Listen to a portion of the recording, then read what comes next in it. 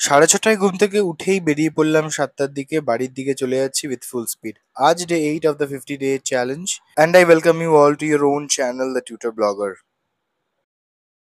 আজ ব্লগটা প্রচুর ইন্টারেস্টিং হতে চলেছে। তোমরা ফার্স্ট থেকে লাস্ট অব্দি অবশ্যই দেখো, তাহলে তোমরা জানতে পারবে ইন্টারেস্টিং কেন বলছি।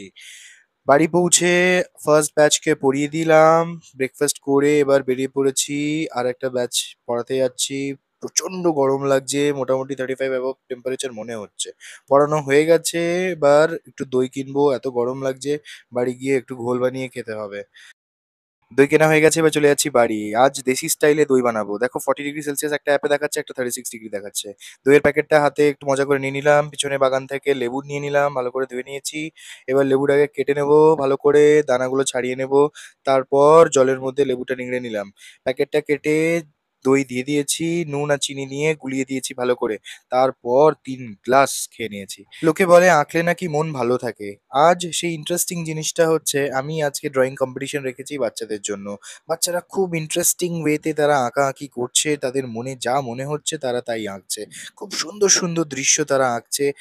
খুব ভালো লাগছে সেগুলো দেখে। আমার তো প্রত্যেকবার যতবারই ড্রয়িং কম্পিটিশন করি আমার দেখতে খুব ভাল লাগে। দেখো কত সুন্দর সুন্দর তারা ড্রয়িং গুলো বানিয়েছে, কত চিন্তা করে তারা ড্রয়িং গুলো বানিয়ে প্রত্যেকটা আঁকাই দেখতে অপূর্ব লাগছে। তোমরা কমেন্ট সেকশনে জানাও তোমাদের কোন আঁকাটা সব থেকে বেশি ভালো লেগেছে। আর এখন চ্যালেঞ্জ আপডেট। 50 days চ্যালেঞ্জটা 35 সাবস্ক্রাইবার্স অলরেডি কমপ্লিট হয়ে গেছে। Only 215 subscribers to go. So বন্ধুরা, 250 সাবস্ক্রাইবার্স চ্যালেঞ্জটা তোমরা তাড়াতাড়ি কমপ্লিট করো। Like share and subscribe to my channel. কাল আবার দেখা